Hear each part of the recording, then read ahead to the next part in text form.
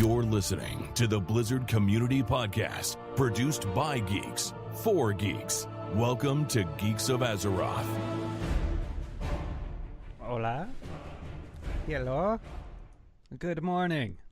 Welcome to this week's episode of Geeks of Azeroth, episode 176. We took last week off. That's okay. It's good to be back. My name's Tarley. With me, as always, we've got SleepyGary. Hello. We've got Britzza. Hello. And we've got you, the lovely Twitch chat, who no one has shown up yet. It's because I'm still tweeting. They'll be here. They'll be here. Yes, hopefully. I'm anxiously awaiting. We won't start the show until we have Twitch viewers. Just kidding. So it's been 2 weeks since we've had a show. I just want to start right off and talk about how Battle for Azeroth has progressed since we last talked about it. We were all just full hype for the expansion 2 weeks ago. Gary, where do you stand now? I'm still full hype. I'm a bit frustrated at my lack of knowing who I'm going to be playing for Raid. But other than that, yeah, it's been good. So, like right now, I may or may not be fishing.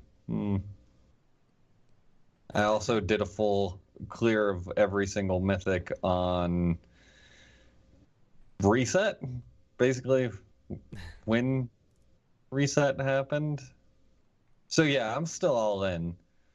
And I've still got more mythics to do today because I also have to make sure my druid gets geared. Fun stuff. Britzza, what about you? How are you enjoying the content so far? I'm enjoying it like a nice glass of wine. In that I'm spending far too much time. Yet? No, I haven't. And there's a reason for that, darn it. One, this week I didn't have any free time during the week, and this weekend I've had copious amounts of time, but I have spent it recording the next unboxing video to go on YouTube. Yes, my favorite content from Geeks of Azeroth. So is Britz's unboxing videos. Oh, and this thing is taking a while. It is as a heads up, it is the BFA Collects edition, and it's That's amazing. Why you're not 120 yet. You haven't even gotten the game out of the box. Well, it's quite literally. I spent all. You cannot believe how weird it has been spending 5 hours unpacking and repacking that box for camera angles and whatnot. So, yeah. But darn it, I'm getting to 120 this week, even if that video doesn't make it out, which it will. It will. But that being said, I think you kind of vicariously play through people, and you like seeing all the stuff on Twitch and Twitter and that. I feel like I've already hit 120, so that's kind of me done. I can just unsub, really, can't I? That's the game. For me, like this week, season 12 started for Overwatch, so that's cool. I'm kind of getting back into Overwatch a little bit. So the previous week, I was still full hype, grinding the game every day. Now I'm way too high of eye level, and there's like nothing for me to do currently. I haven't even bothered running mythics this week. So, kind of. What level are you at now? 42. There's no real need to be higher. So just waiting for those Mythic Plus, those sweet Mythic Plus next week. Actually, even more hype than even Mythic Plus, we get Warfront on Tuesday. That's what I'm most hyped about. And I'll probably full clear the raid Tuesday night. Mythic Plus is what I'm excited for. Oh, come on. The raid's going to be good. Yeah, I've been trying to walk through the different mythics and see how you can approach them for Mythic Plus. And for the most part, I don't have anything super creative except Atal Dazar, which I think I can finish a super high key on already, because I've got a really good idea of how to do it. So that's my goal, is I want to get the highest Atal Dazar key possible, and then maybe record a video when I actually start running through it. But we'll see how the run actually goes on whether or not anything happens with that video. How not to run this Mythic Plus. Yeah, because as of right now, it's a theory, not so much a guaranteed thing. but I think it'll be okay. I think it'll go well. Britzza, what level are you currently sitting? I am 116 at the higher end of 116. So I've done the Storm Song and what's not Drusvar. Why am I getting stuck on it? What's the other zone? The one that's Borealis. I can't even remember. I remember Tyrusgard Sound. There it is. Yeah. So I've done those two zones pretty much, and I've had to. What surprises me is and I didn't really have this with Legion, so to speak, but just how much content you feel you're skipping when you have to go. Have you had that? Did you feel you kind of did the main quest and then went to the other zone? I still have all scattered all over the place. A lot of just like one-off quests that I'm like, if I go over here, that's a waste of time. Just stick with the clumped quests. But that's the thing; they don't feel like a waste of time. So I feel like I really want to stick with the zone, but the problem is I'm going to be 120 and still have Drusvar to go. And there's one thing that annoys me more than leaving quests unfinished: it's having to do quests when you're max level. It feels so redundant.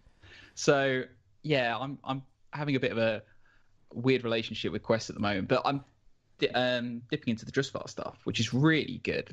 I know Gary, you've been talking about this stuff. And I love Drusvar. Drusvar was my absolute favorite alliance zone. Not even. Neither of the other ones were even close seconds. Stormsong sounds like it's better than when I first did it because it was pretty early on there was in like beta. No content there at the beginning of the beta. Yeah. But yeah, Drusvar was amazing. Drusvar, until I actually played through Nazmir, was probably my favorite zone of this expansion. But then I played through Nazmir.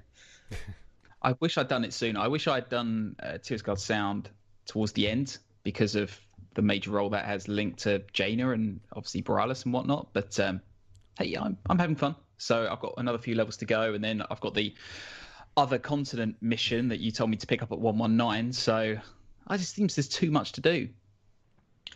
It feels that way for a couple weeks. Yeah. Too much content, Blizzard. Rein it in. Rein it in. Fair enough. Let's jump right into talking about the news that's happened over the last 2 weeks. First off, we finally got to see the Ashara Warbringer from Gamescom. Man, I've been dying to talk about this because oh my god, it was so good. It was way beyond what I was, in my opinion, way beyond the other two. It was just so dark and creepy, and then just perfectly captured what I wanted N'Zoth to be, because we got to see N'Zoth finally for the first time. Hear his voice, who happens to also be Reinhardt. Pretty cool. Is it? Yeah. Oh, Darren DePaul. Yeah. God, I want to get your guys' opinions. That one was so good. So good. I don't know if it was my favorite. But it was definitely a very, very good one. The Jaina Warbringer cinematic, though, was outstanding, and I don't know, almost. I don't know. It's close. It's close between Jaina and Ajara for me. But yeah, it was really well done. And we finally got confirmation of exactly what happened with Ajara, and built a little bit more character to her. So, go Blizzard. I approve. Yeah, and I mean, for me, I think it was the favorite, and that's only because it felt like it. I'm going to say achieved more. It didn't necessarily achieve more if you think about the Burning of Teldrassil, but it just felt like such a huge mic drop moment in the lore. You know, not only confirmation of how Ashara kind of made that turning point in her life, but also the role that N'Zoth played into it, and the fact N'Zoth is, well, it doesn't confirm N'Zoth is going to be in this expansion necessarily, but it does confirm that he is behind Ashara and potentially a lot of the actions she's taking. So to have just that confirmation that N'Zoth is there and he's, you know, a huge character in the game, I think was brilliant. But I guess more so what sold it to me was how clever it was artistically. For example, when Ashara appears before N'Zoth in that vision, I guess, and how the framing shifts from presenting N'Zoth as this old god in a similar way that the Chronicle images the old god present. I think it's Yogg-Saron or one of those. It's a very similar image, but then it's framed differently at a later moment, which implies that sort of prison style, or that he's in prison because the spires kind of block access to him. So it's really clever artistically. I mean, that's just taking one thing. I mean, the fact that they used a fish to kind of be the spokesperson for N'Zoth, I thought was brilliant. The way that all played out, the jump scares got a lot of people. So yeah, just a really clever video. And well, I mean, there's a lot that video implies about what we're gonna see with N'Zoth and everything, which we'll discuss more towards the end of the show, because I really want to get into N'Zoth specifically and what we see about him in that video. Yeah, that's probably where I should say all of this. So yeah. So what else kind of caught everybody out of place or off guard was a D.Va cinematic. Like, basically Blizzard tweeted out, "Hey, in 2 days we've got a new Overwatch cinematic coming out," and it was D.Va. It's totally awesome. A lot of people complained about this one, saying that it didn't really relate to the whole Overwatch conflict that's going on in the storyline right now, but I don't really care about that. I thought it was a really good cinematic. It really showed off Diva's character really well. Though I wish in game you actually had to shoot Diva's core to get it to explode. God, no. What did you think about the setup for D.Va's team? I've again forgotten the name. I'm a bit of a blank moment this week. But the rest of the pilots, because it seems like the big takeaway for the community was, when are we going to get some of the other pilots? Right? Are we just going to have Power Rangers of D.Va suits? Yes. Please, I'll take it. Look it up. Yeah. But I'd love to see them. I thought that was a really nice spotlight on them. And yeah, you know, maybe it doesn't further the story. Yes, it didn't do what a lot of people were expecting, where it linked D.Va's origin story to Junkertown and furthered the Junkertown story. But you know what? Who cares? It had Evil Omnics in it, so you know, maybe they're going to play a big role in the future of Overwatch. You don't really know, but I think it's nice to see some of that background and get to see some side characters, because if there's one thing for me that Overwatch cinematics has been dominated by, it's largely a lack of side characters that haven't become Overwatch heroes in themselves at some point. So, but then again, that's minutes after me saying we want the whole team in Overwatch. So, more people to kill twice. Gross. Yes, Kale. That's accurate. Gary, what did you think? Did you see the cinematic? I did. So I'm really on the fence about it, honestly. These cinematics have not done well for you. No, well, yeah. The D.Va one did worse for me than the Ajara one. The Ajara one was amazing. I just don't know if I can say it was better than the Jaina cinematic. The D.Va cinematic, I really, really enjoyed when I watched it. And then I decided to listen to other Blizzard podcasts where people talked about it, and they brought up some pretty good points, and then I went back and watched it again, and I did not enjoy it nearly as much. Like what? What did they It say? is probably the most tropey video Blizzard has released in a very long time. I don't know, like it's a very tropey video. The character that gets probably the most screen time is D.Va, but second by not much is a guy who really means nothing to our story so far, and who really nothing did to nothing. D.Va as well, apparently. Yeah, like he got friend zoned so badly. like That's playing the game there. At any rate, like I don't know. It was not a bad video. I'm still gonna enjoy it for what it is, but it was not as good as the first time I watched it, after actually putting some thought into it. And it doesn't really hold a candle either to like the May cinematic or the Bastion cinematic, or basically any of the other ones. Like, it's good, but it's not as good as the other ones that have come out. Yeah. I do see your point though, Gary, in the sense that the Blizzard Gear Store has just done a huge promotion on D.Va merchandise. And I guess what we don't want to do, and obviously the D.Va event is going on in Overwatch, which is linked to the cola. I guess what we don't want is these. Well, I guess what we don't want is that these cinematics become a channel for Blizzard to try and sell stuff. Like they create a world full of merchandise so they can flog merchandise and that sort of stuff. So that's a good point. It's almost like Blizzard's a company with shareholders and stuff. But yeah, that is a good point, because the Traitor versus Widowmaker one wasn't trying to flog anything other than don't come to London as a tourist because there's French assassins everywhere. Yeah. Fair enough. I guess that's what that cinematic was ultimately trying to portray. Did you enjoy it, Tarley? Did you enjoy it? Oh yeah, for the first time. Yeah, I haven't watched it since, and like I said, I just didn't think it was as good. It was enjoyable, just not as good. I wanted more.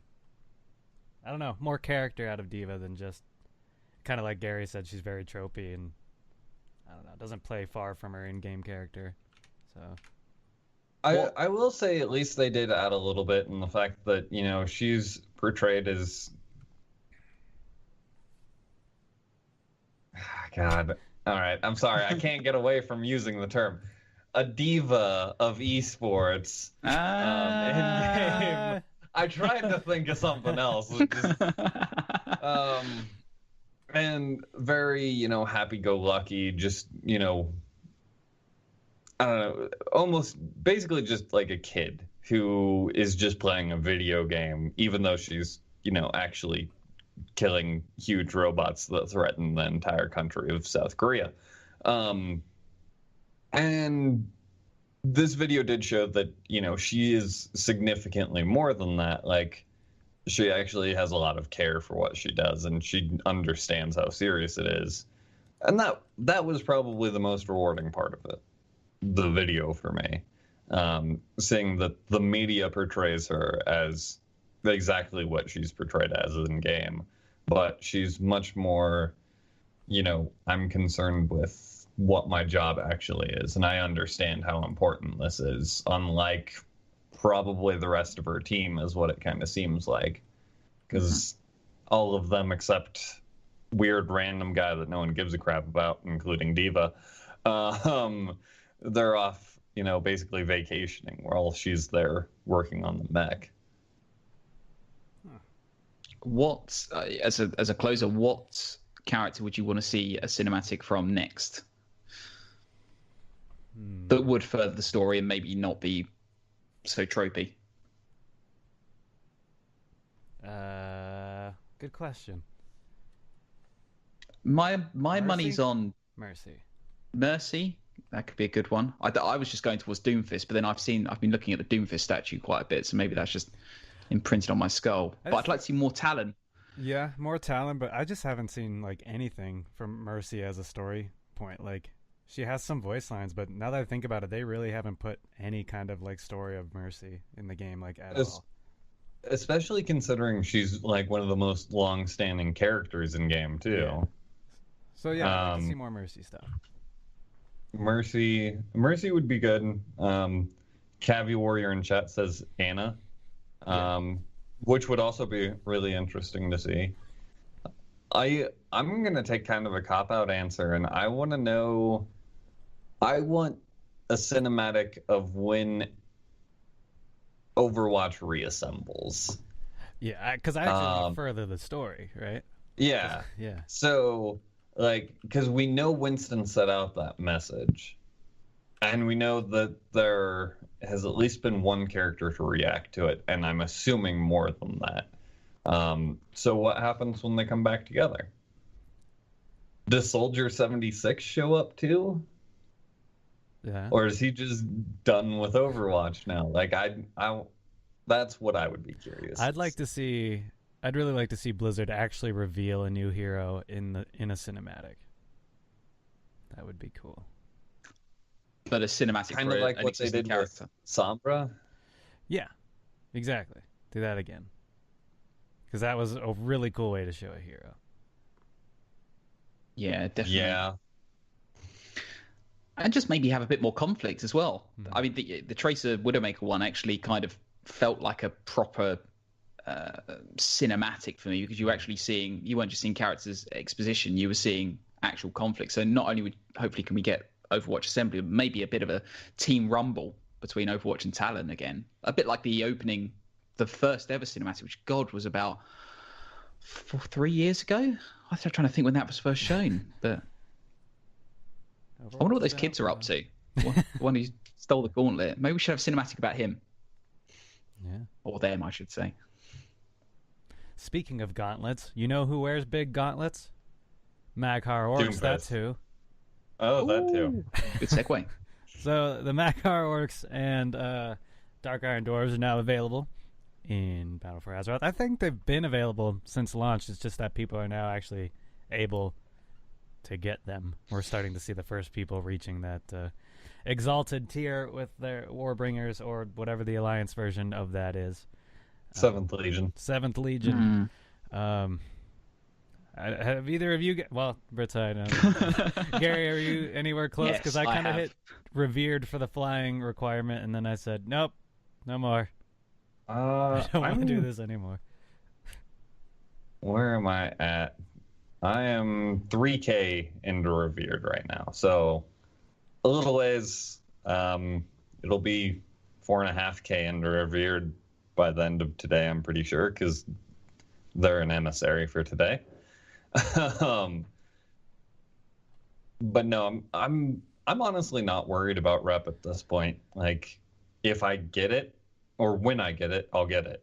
I'm just gonna do the world quests that I need to do, and rep will eventually come. I'm almost revered with 2 other factions already. Like, I'm not worried about it. Right, like just doing your dailies and stuff, it comes eventually. Revered's all you need if you're just worried about flying, and then Exalted will happen, down the road. Well, and you don't even need revered like now either. I know, it's going to be like at least 6 months till flying comes out, so. Yeah, like I've got 6 months to get revered with everyone. Honestly, the faction I would like to be revered with the most is the Tortolan, and that's just for crafting reasons. Right. Mm-hmm. But it seems like the Maghar are kind of, at least from our side, what I hear people talking about on Horde and stuff, people aren't super interested in Maghar. I know that you can look online to see the scenario to unlock them. I haven't yet, because I do kind of just want to play through that on my own when I get there and see it, but it doesn't seem like people on the Horde side anyway are that enthusiastic about playing Maghar. Britzza, what have you seen about people playing Dark Iron? Is there any kind of excitement for them? I've seen a few people race transfer to Dark Iron. I have to admit, I was tempted to do it with my first ever character for WoW, which is still sitting in Wormrest Temple and has been for the last 6.5 years, just to make him feel a bit more relevant. So I think people are transferring rather than rolling new Dark Iron. But you mentioning that people aren't interested in Maghar, I personally love Maghar as opposed to the original Orcs, I guess. But I wonder how many allied races have we got now? We've got 6. This is 7 and 8. So. Well, it's getting late. Perhaps we should get started, huh? Perhaps we should get started, huh? I'm not sure where that's coming from. I'm having a bit of a musical interlude, it seems. I'm going to check that out. But you finish my introduction, Tarley. Maghar bad. Maghar good. I mean, Dark Iron maybe, and I'm going to find out what's going on, because I think Blizzard are tapping into my iPad. All right, so while Britzza checks that out, I don't know, like if the Vold or the Volpyra became an allied race and you had to get like exalted with the Volpyran embassy or whatever. Voldunai. The Voldunai. I'd be grinding out every single world quest I saw for them, like every single day, every hour of every day to unlock them, because I need those furry little fuckers as an allied race. But the Maghar, I'm just like, this is my issue. I would play Maghar. I would halfway consider grinding. Probably not, because I'm still kind of lazy. But that's not the point here. The point is that I can't take advantage of literally any of these races coming out. Like, I'm playing a DK this expansion. Yeah. So would I want to play a Maghar? Yes, absolutely. I would love to be a Maghar orc. Can I? No. That's Well, fair. As Garona would say, get bent. Or Well, druid. might have different plans. Who knows? Druids also can't be Maghar. And I'm already High Mountain. I don't really want to go to Troll because High Mountain is kind of amazing for Resto, which is what I play. So, I do kind of have to finish. I have to finish playing the Alliance side just so I can grind up that rep because I do want a Kultir and Druid when those become available. Those are cool. yeah. I may level another character, honestly, just so I can play a Maghar something. Because I really want to be a Maghar. But do I really want 3 120s this early in an expansion? The answer is probably no. Yes, the answer is yes. You do. Get all the All right. classes. Have a different character for each spec. You don't try and change spec. You change character when you need to respec. Yep. Well, I've kind of done that. I've got. I leveled the druid first. I literally could have done anything on that druid, but I'm like, do I want to be a melee DPS as Feral? Answer: no. Feral's bad. Do I want to be a ranged DPS as Balance? No. Balance is okay, but it's kind of boring to play and I don't like it. Do I want to heal? Yes. That's what I leveled this character for. Do I want to tank? No. Bear Druid is mind-numbingly painful to play. So let's level a DK. Now, my DK I play as DPS or tank, admittedly. But this isn't because I leveled as a tank. It's because tanks are in such high demand that, why not take advantage of the 2-second queue as opposed to the 30-minute queue? That's fair. Well, once I get 120, then I'll have an opinion on it. But until then, All right. Well, let us know what you think on Twitter or in Twitch chat. If you care about the Maghar orcs or not. If you want the little fox people as an allied race.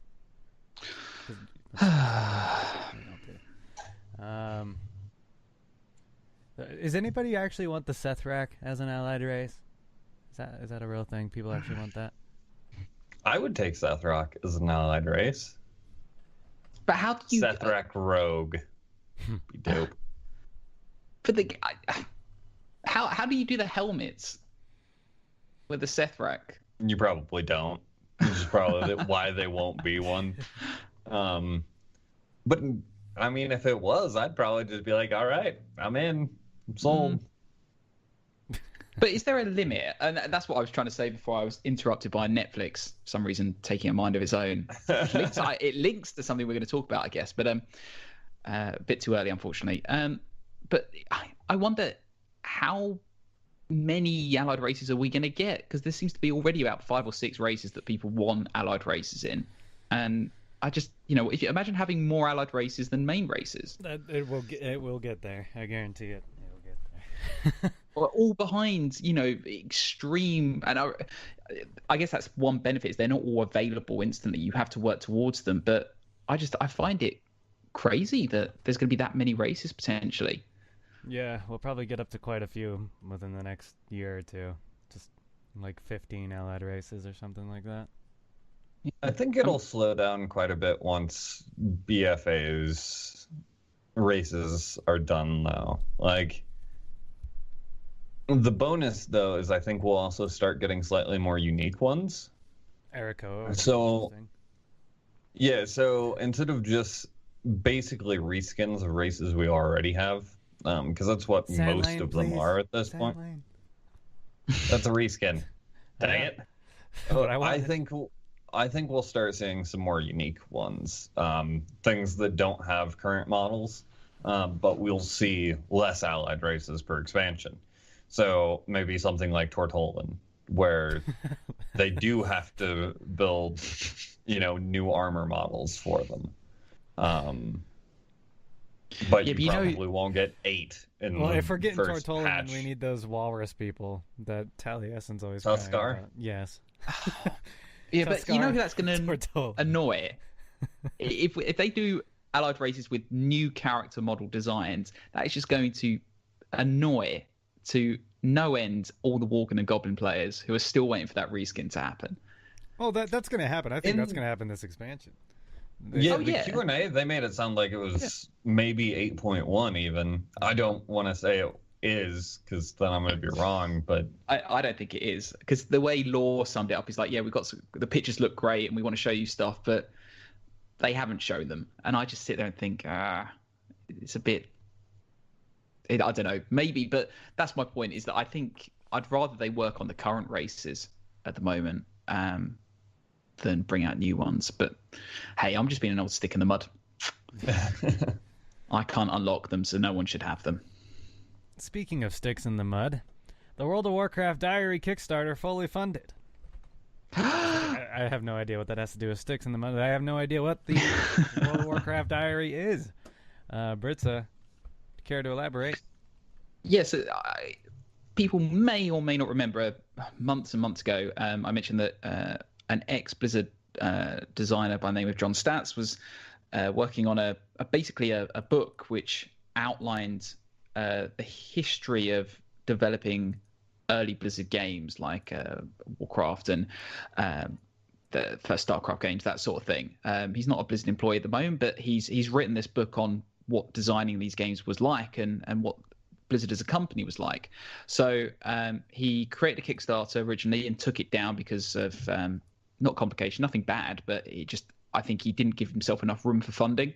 So it got fully funded straight away, and then he realized he probably didn't have enough to plan what he was originally planning.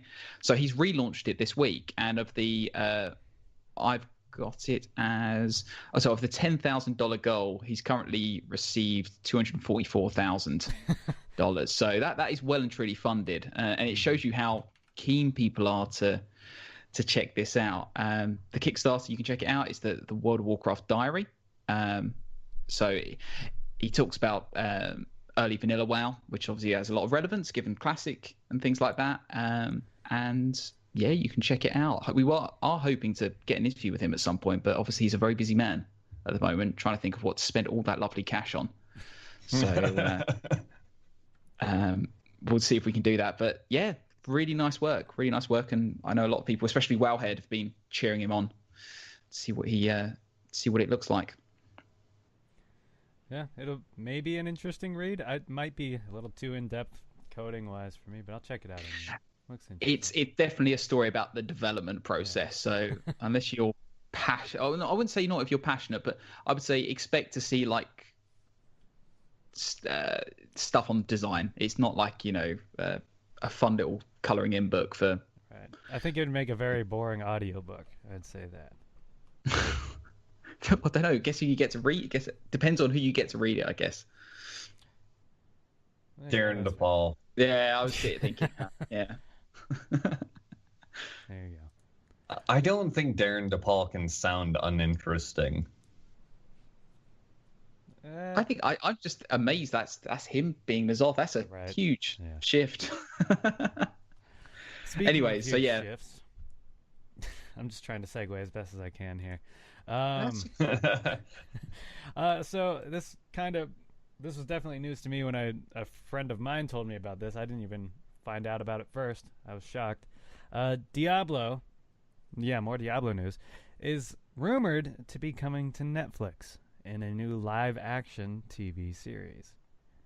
Now this is all rumor, but Screen Rant wrote up a good little article about it, that Blizzard is involved in making once again a live-action series based off the popularity of Castlevania on Netflix. Live action though? Yeah. Because Castlevania was animated. I know. Yeah. I don't get the correlation there, but yeah. All right. I hope it's not live action. Because that's a weird link. Live action requires like weird shit to be done in order to make it look good. If you're talking about fantasy universes, right? because bad special effects always look bad, and it just makes things look cartoony if done poorly. Right. But doing them properly requires a lot of money, and that's not... Blizzard has plenty of money, but Blizzard also is out to make money, not lose money. So they're probably not going to invest a bunch of money into something that they're not going to get a bunch of money for. So don't make it live action, make it animated, because it's a lot easier to control costs that way, I think. I feel like it could, if done right, it could be good, and it would make a whole lot of sense with this fall being a swarm of potential Diablo news, with first off, Diablo on Switch, followed by a new Diablo announcement at BlizzCon, then boom, Diablo series coming to Netflix. Okay. If it is live action, give us Greg Nicotero for makeup, and then I'm sold. Who's that? The guy who handles all the zombies in Walking Dead. Okay, that's fair. Yeah. I mean, you give me that, I'm sold. It also won't be the first. Well, it could be if it comes out before, but it's not the first announced video game to TV series coming to Netflix. We know that The Witcher is being developed into a TV series for Netflix. Netflix's way of competing with the fantasy market, because Game of Thrones has one season left, and then there's no more awesome fantasy TV. That's where Netflix is hopping in with The Witcher, and then Diablo on top of that would also be really cool. I don't know whether it's live action or animated. If it's real, whichever style it is, I'd be very excited to see some Diablo content, because there really hasn't been anything outside of the game itself.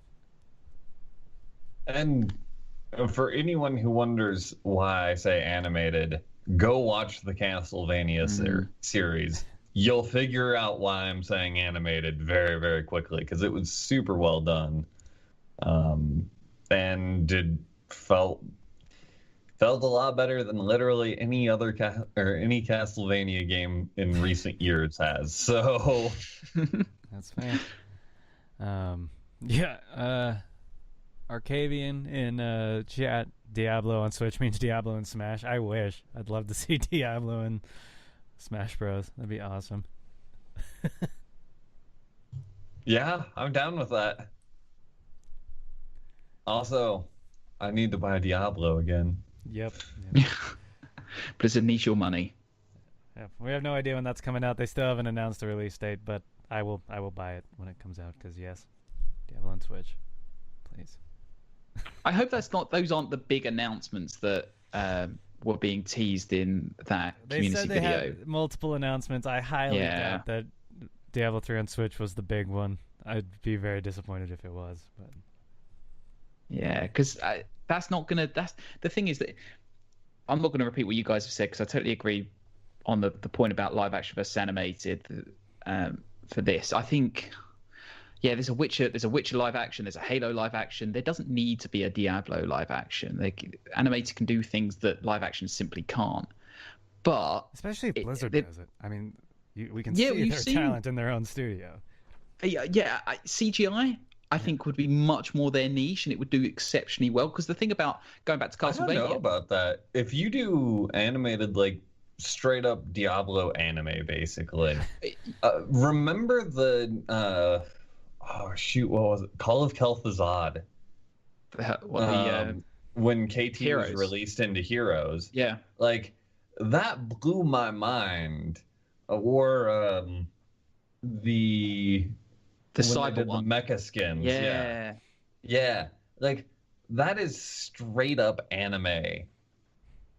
If you just made it, 20 minutes long, like, that's an episode of an anime. And it would be very Castlevania-esque with the dark gothic horror, angels and demons and all of that.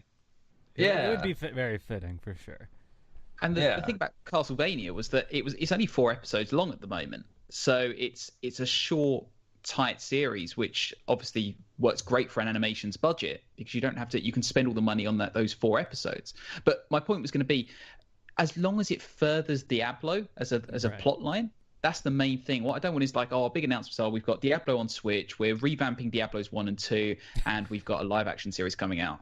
Well, great, but that's not a Diablo 4. It's not even an expansion. So I'd rather if it was all that stuff or furthering the game by an expansion or a game, I'd rather have the expansion or game, to be honest. But I mean, I agree with you, but I would still be, if it was all those things you just said, if it was a revamped 1 and 2 plus a new show, I would be pretty hyped with all 3 of those things. Yes, I would want a brand new Diablo game, but those 3 things happening would be, in my opinion, equally as awesome. Yes, because it is infinitely more attention than Diablo has had for the last 10 years, so I agree. But yes, I do agree. A new game entirely would probably trump all 3 of those things, but... Let us know what you think, if you guys would prefer a new game or TV show or everything. Just give us all of that. Just surprise everyone. Imagine if at BlizzCon it was, hey, Diablo 4, but it's going to take a while. But we're letting you know we're working on it. But in the meantime, to tide you over, Diablo 3 on Switch. Also, Netflix series. Like... Also, Diablo 1 and 2 on Switch and PC. And yeah. Like... Okay, yeah, I'll give you that. Blows mind right there. And then that's but when only because Gary and I both shoot ourselves in the foot because we're not at BlizzCon this year. Yep. I think there are still some tickets going on the Looking for BlizzCon site. I can't remember the name of it, but Does in any there case, happen to be free tickets that also involve someone giving me travel and hotel room there? Because that's about the only way it's going to happen this year for me. I'll get working on that one. I just need someone to come do my job for me so then I can go to BlizzCon. That's all I need. Britzza, come work my job for 2 days. I'll go to BlizzCon. Yeah, I can totally pull that off. Totally. Cool. I'll just wear the hat. Yeah, that's all you need. That's all you need. So, anything else on Diablo before we move into our old gods discussion? I was only going to point out, Zarkabian in Twitch chat said that some of the studios that did Dante's Inferno, because that was an anime series attached to the game, was very Diablo-esque. And that reminds me that Bayonetta had a animated movie adaptation of the first game, which was, again, very demon-themed. So, yeah, I think animation would be a really good fit. Not saying live action can't work, but there's a lot of precedent for good anime in the same sort of setting. So yeah, good idea. All right. So moving on to our discussion then, wanted to talk more about N'Zoth in general and what his role is actually going to play. So I think we held off for a while, at least I personally kind of hoped that we wouldn't get the turnaround and spin and have just a big bad be the ultimate conclusion of this expansion. I kind of hoped that we would have the war conflict remain vital throughout the entirety of BFA. But the Ashara cinematic did kind of turn that all on its head. It pretty much revealed that N'Zoth is the big bad, right? Is that the conclusion that we all concur here? N'Zoth is the ultimate evil of this expansion. I feel like it's the most likely scenario, but not necessarily the only potential scenario. We will know as soon as we go and fight Ashara. Right. So when we fight Ashara, if Ashara actually gets killed, N'Zoth is the big bad of this expansion, would be my guess.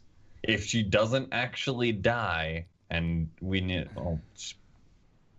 she escapes or something like that, then no, there's more to come before N'Zoth, would be my guess. That's the thing, isn't it? Taliesin mentions that a lot in his video. They are building her up so much for it to be awfully weird for our only encounter with her to be that we just kill her and that's it. She's the Gul'dan of this expansion. We kill her, toss her aside.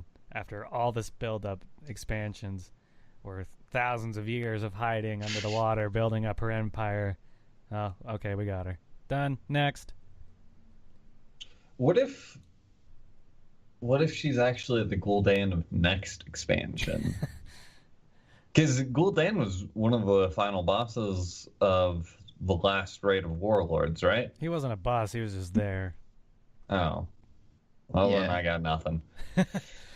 Well, we have no idea. I mean, she could play the same role. Like, I don't know. She could just be up on a pedestal, like throwing Naga at us for a fight, and that's the fight. We don't actually fight her, and we kill all our Naga, and she runs away crying. Yeah. I think one of the takeaways is from the cinematic is that Ashara is not necessarily a servant of N'Zoth. She is a character with a mind and will of her own, hence why she's able to kind of get the deal she does from N'Zoth. Right. So I would argue potentially that she could... would she throw N'Zoth under the bus to save her own skin? I imagine she would. So you've got to ask whether there's a circumstance where if her life is in danger... How is she going to throw N'Zoth under the bus, though? She can't be more powerful than he is. Well, we need a big old buster starter to take her N'Zoth, so... She very possibly could be. Maybe just in the fact that she's not imprisoned and he is. Like, I mean, he's an old god. Yes, but what was it, 10,000 years since the Well of Eternity stuff? Yeah. 10,000 years ago, prior to any old god influence on Ashara, she was considered to be as strong or potentially even stronger than people like Kil'jaeden and a lot of the Burning Legion, Manaroth. Now, 10,000 years of extra study and research with basically the void sitting behind you to help fuel that, there's no telling how powerful she is. Which is another reason why it's weird to have her in the Gul'dan position of this expansion. If she is that powerful, how is she not the final boss of the expansion? Maybe she is. Yeah, we don't know. We don't know. But just I just want to go back and more talk about N'Zoth. Or okay, Gary, you have another point. Yeah, I had one more thing real quick. So I don't remember exactly who it was that brought it up, but they brought up a very interesting idea on how it could work if we didn't kill Ashara. So imagine we go in there and we beat her down to almost nothing.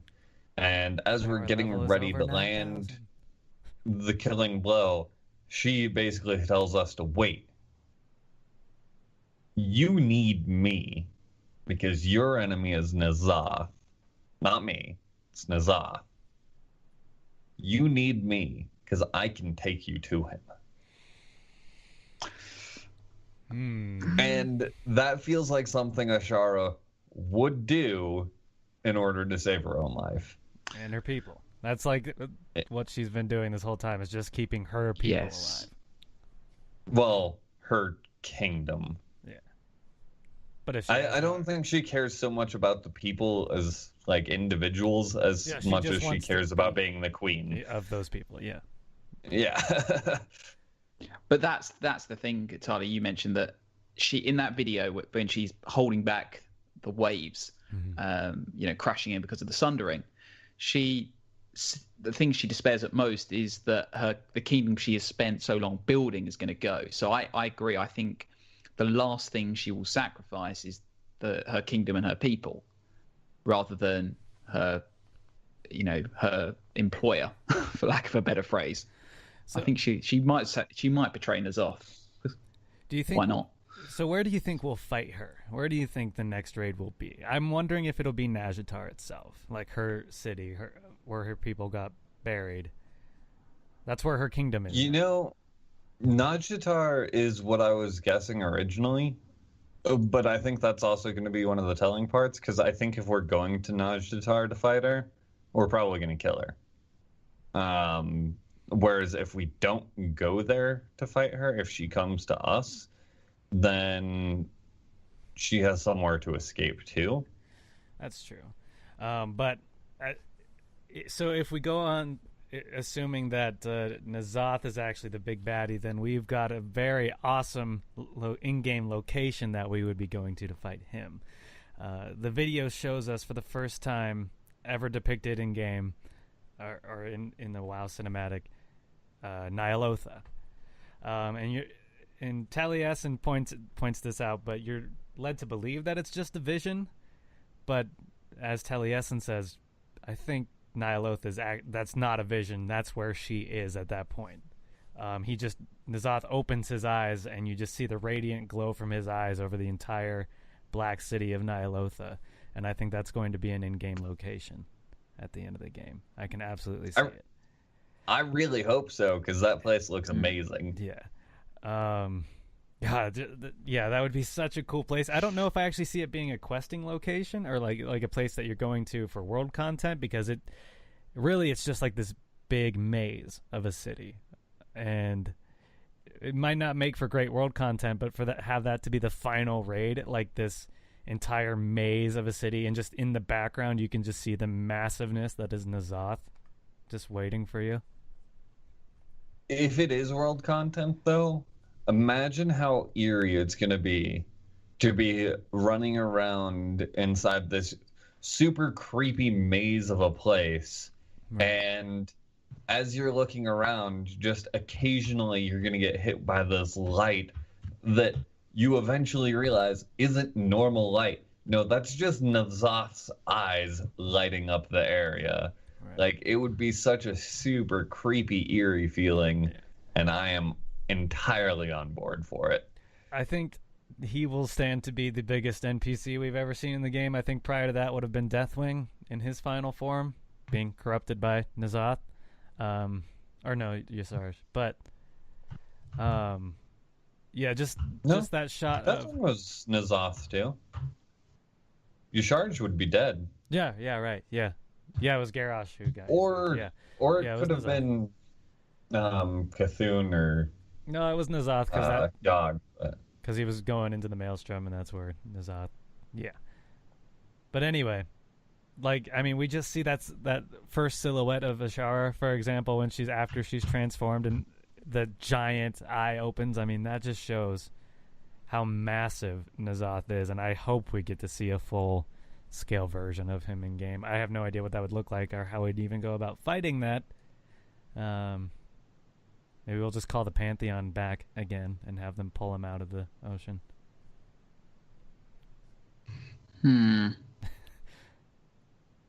I don't know. I'm just looking through the puzzle box of Yogg-Saron and Il'gynoth Whispers and all the references to Ny'alotha, and I think this is pure speculation, but they talk about Ny'alotha. In the land Ny'alotha there is only sleep. In Ny'alotha, walk only mad things. But Il'gynoth, when he dies, says, "N'Zoth, I journey to Ny'alotha," and that makes me wonder. Well, could you get something not too dissimilar to what we got in Warlords, which is characters from the past that have been corrupted by the old gods potentially come back? If Ny'alotha is a resting ground for the servants of the old gods, then potentially we could see a lot of characters come back. I don't. There's also the question if the old gods actually died, or if we just killed manifestations of them. Yeah, parts of them.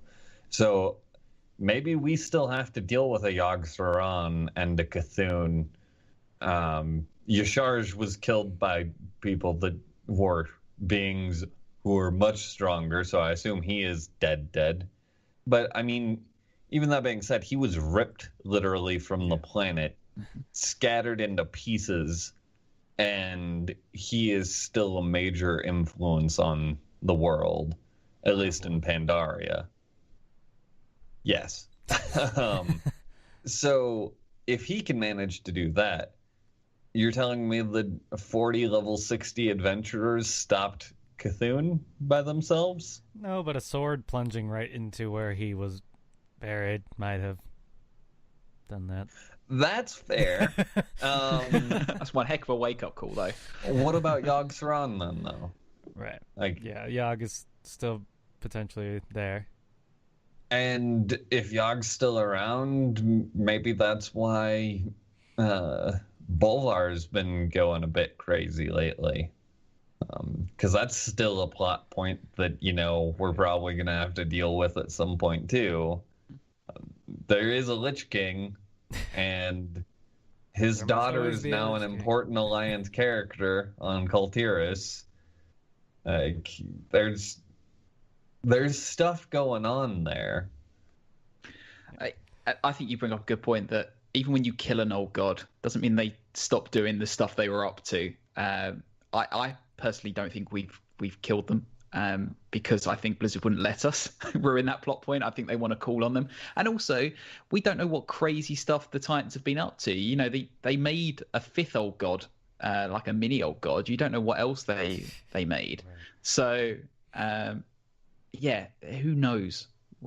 I don't think it'd be the end of the old gods this expansion, even if we do fight N'Zoth. But whether we imprison him enough to, or at least find out a route to what are his masters, the Void, I think that's a question for this expansion. Will it? I don't think we'll go straight to the Void from this one, but I think it will set up an expansion maybe 2 or 3 ahead that says, right, we've got to secure Azeroth, and then we've got to take the fight out there.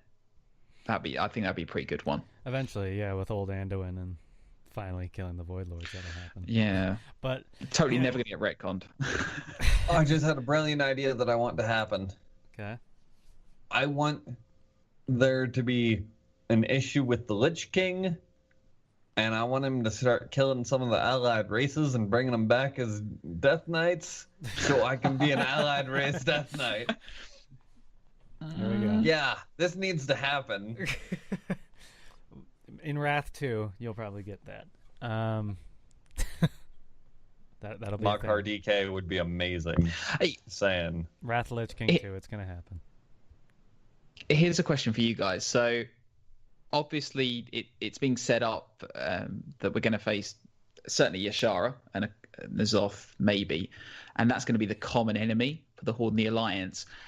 How do you think Blizzard's going to bring an end to the war between the factions, and do you think they'll do it well?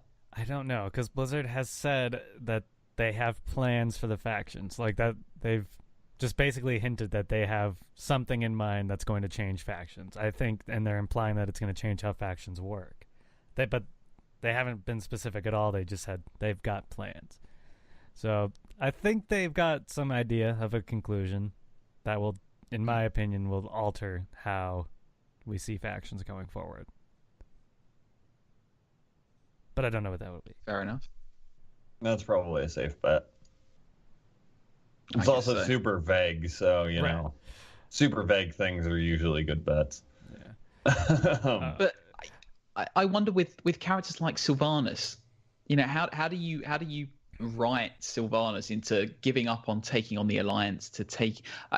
In one way, it seems kind of obvious that she would go and fight the big bad guy because that's a bigger threat to the Horde. But I just don't see how she's just mindlessly against the Alliance at the moment. So how do you write that into a character? Yeah, there's got to be more story filler within the expansion that we haven't predicted yet. Like that's why I still have a hard time thinking N'Zoth is going to be the end game for this expansion. I think that could still potentially be an expansion off because I don't know, the whole old god stuff. If they do it right, there's an entire expansion there with Lovecraftian storytelling, which would be amazing if they just took an entire expansion to explore it instead of just making it a patch.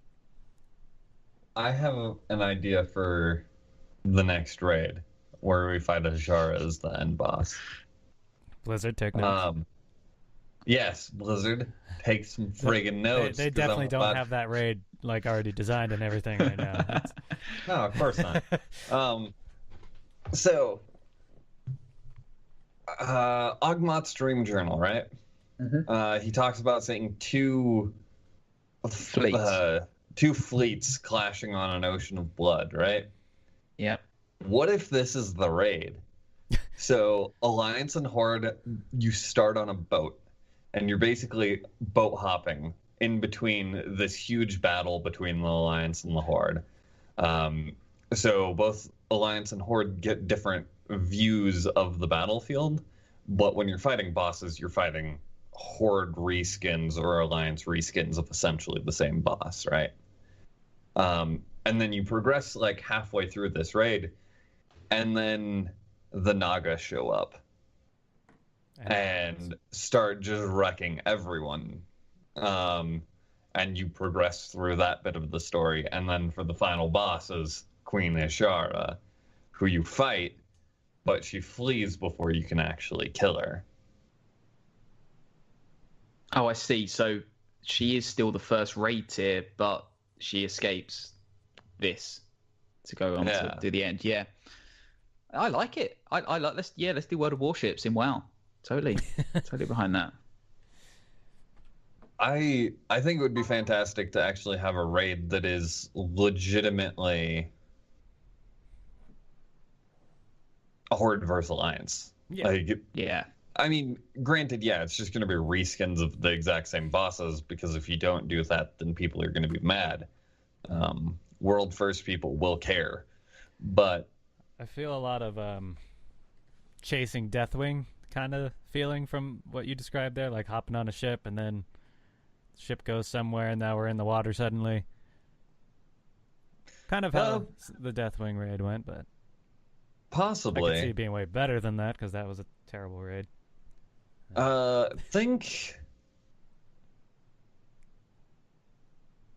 Think Maw of Souls. Okay. Yeah. That's kind of what I'm imagining. Except, you know, after Only you takes kill 15 minutes to clear. well, What, the raid? you're jumping from boat to boat, like, hey, there's this person we need them dealt with. Hell, man, maybe we get to fight Jaina I hope so. in that scenario. Maybe we get to fight Greymane. Like, That would only make sense, Gary, if Jaina had a boat. yeah, like, you know, She a doesn't. ghost Like she boat totally doesn't. Yeah. that she can fly with magic. I really like it. I would throw the ore out there a little bit further and say, what if you made it a competitive raid, in the sense that either you had another opposing faction real player raid team up against you, or they filled it with AIs like they do for the So, island like expedition. like an island expedition, but raid. And it's you not just racing against the bosses, but you're also racing against another faction team that is also boat hopping and running around the seas, taking on your faction leaders. And in that sense, you have to be dynamic, because not only do you have to attack the enemy bosses, but you also got to defend maybe your own. Sounds like I'm just a saying. warfront. I think that's what warfronts are. Maybe it is a warfront. Yeah. Interesting idea. I like prediction it, though. I'd like to make about the expansion going forward. Actually, reading Twitch chat reminded me of this, as Arcavian said how was Sharazine? Is that what it was called? The city in the beginning of that cinematic. Zenashari. Zenashari, yeah, Zenashari. Time walking dungeon, or not a time walking dungeon, a Caverns of Time dungeon. We need a new Caverns of Time dungeon. Let's do a dungeon in a Sharazine. Zenashari. I don't know why I keep saying it wrong. But yeah. That place. I want to see that place. It looks like Ilios. It's really cool. Yeah. I mean, Have take a us back to giant the whole wave Sundering. coming in the background the whole time you're doing the dungeon. Be cool. Or you've got to outrun it. Yeah. And for some reason it moves and then stops all this. Oh, no, to be honest, you can have a Shara holding it back. At different yes. points. There That would work. That would work. The final boss is a red-eyed fish. All right. Don't you? Without further ado, it's time for Blizzard 20 questions. Geeks of Azeroth, the moment has arrived. Have you studied the lore? Studied the lore? I am the lore! It's time for Blizzard 20 questions. That's right, it's time for Blizzard 20 questions. I've got the answer. Gary and Britzza have the questions. Let the questioning begin. I'm guessing it's not that place. I can't even say it right. Is it from WoW? Yes. Of course it is. Is Is it- it a character? Yeah, I was going to say the same. Yep. It is a character.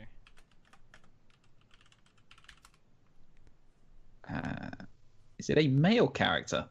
Yes. I'm so surprised by the question. Guys, you guys are going to figure this one out before you get to 10. Does this character have a particular faction allegiance to Horde or Alliance? No.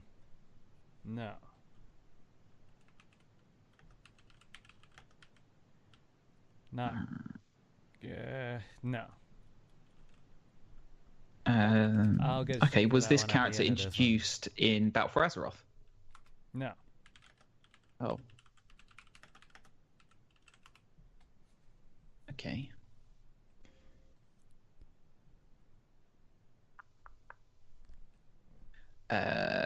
Is this character found in an instance? Or only an instance? No. That makes it easier.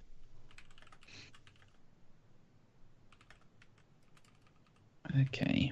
You said it was easy. I'm not so sure. Not found only in an instance. Does this character play a major role in any current BFA story? Yes.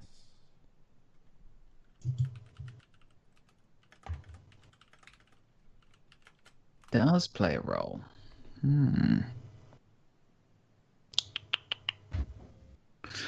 Doesn't belong to a particular faction. That makes it difficult.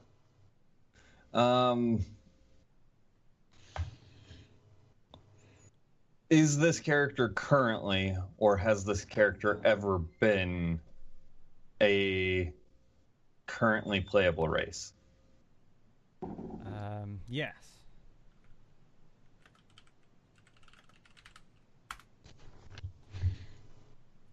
Is he or was he a dwarf?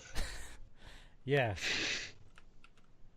Is he now made of diamonds? Yes. Fair enough. Good. You got it. It was Magni. That was pretty easy. Good job. I like it. Got it on 10 as well. So you were right. Well, I went too easy on that one, so I'm going to have to come up with something super cancer for next week. Whatever, so Mac, I need to think up crystallization. something for next week? Yes. All right. Well, with that, I'd like to thank everybody, as always, for tuning into Geeks of Azeroth.